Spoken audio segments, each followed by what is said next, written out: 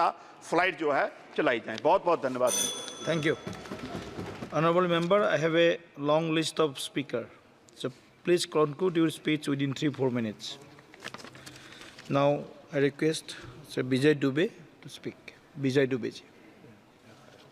धन्यवाद माननीय अध्यक्ष जी कि आपने सिविल एविएशन बिल के चर्चा पर अवसर दिए। मैं माननीय प्रधानमंत्री जी का भी अभिनंदन करता हूं कि आपके नेतृत्व में विगत 10 वर्षों में उड्डयन विभाग ने इस देश के तरक्की में और आधुनिक विकास में अपना अभूतपूर्व योगदान दिया। 2014 तक जो 74 संख्या एयरपोर्ट्स के थे, महज 9 वर्षों में आज 148 की संख्या हो चुका है। आगे भी विस्तार करने का लक्ष्य है सरकार का। ऐसे ही एक पहल क्षेत्रीय संपर्क योजना, जिसके तहत 74 हवाई अड्डों को जोड़ने वाले 469 मार्गों को चालू किया गया है। इससे लाखों भारतीयों को किफ़ायती हवाई यात्रा के विकल्प उपलब्ध हुए। भारतीय घरेलू विमानन बाजार ने बहुत तेज़ी के साथ वृद्धि की है और यह दुनिया का तीसरा सबसे बड़ा घरेलू विमानन बाजार बनने का श्रेय मिला।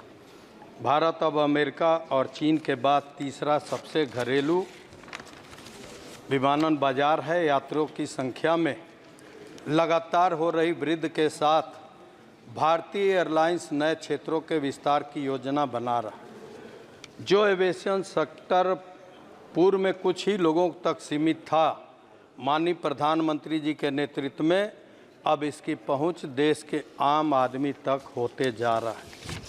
कुल मिलाकर हमारे देश के उड्डयन मंत्रालय का माननीय मोदी जी के नेतृत्व में विगत 10 वर्षों में काफ़ी उपलब्धियां अर्जित किए हैं, परंतु इस उड्डयन मंत्रालय के विकास के बढ़ते कदम में एक ऐसा भी अंतर्राष्ट्रीय हवाई अड्डा है जो आज दुर्भाग्यों से घिरा दिखाई देता है।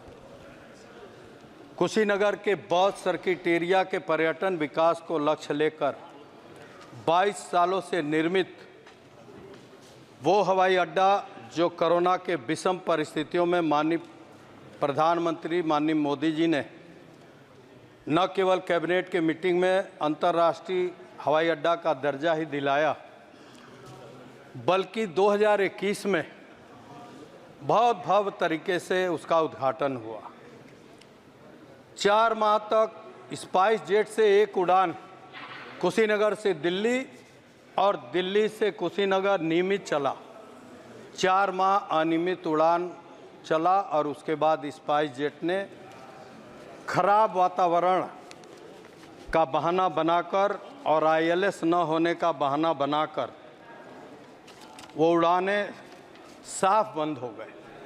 मैं माननीय उड्डयन मंत्री जी का विशेष ध्यान आकृष्ट कराना चाहता हूं कि दुनिया के दर्जनों बौद्धिस्ट देशों से कुशीनगर के भगवान बुद्ध के परिनिर्वाण स्थल को जोड़ने के उद्देश्य से जो माननीय प्रधानमंत्री जी ने बौद्ध सर्किट एरिया के पर्यटन विकास का लक्ष्य लेकर अंतर्राष्ट्रीय हवाई अड्डा का निर्माण किया गया। आज न तो अंतर्राष्ट्रीय हवाई अड्डा का उड़ान तो कभी शुरू हुआ नहीं, डोमेस्टिक उड़ान भी, माननीय अध्यक्ष जी बहुत आवश्यक है मुद्दा, डोमेस्टिक उड़ान भी पूर्णतः बंद हो गया। मैं माननीय उड्डयन मंत्री जी से कहना चाहता हूं कि इंडियन एयरलाइंस के विमान जैसे इंडिगो, विस्तारा ऐसे अच्छे विमानों से देश के प्रमुख केंद्रों को तो उड़ान किया ही जाए। अंतर्राष्ट्रीय उड़ान के चीन, बर्मा, थाईलैंड, जेद्दा जैसे देशों से भी उड़ान किया जाए, ताकि केवल आवागमन की सुविधा नहीं, युवाओं को रोजगार नहीं, बल्कि जिस बौद्ध सर्किट एरिया के पर्यटन विकास का लक्ष्य लेकर माननीय मोदी जी ने इस अंतर्राष्ट्रीय हवाई अड्डा का निर्माण किए थे, आज 1 माह में सुरक्षा के और कर्मचारियों के तनख्वाह के रूप में अगर देखें तो करोड़ों रुपया की राजस्व की क्षति हो रहा है।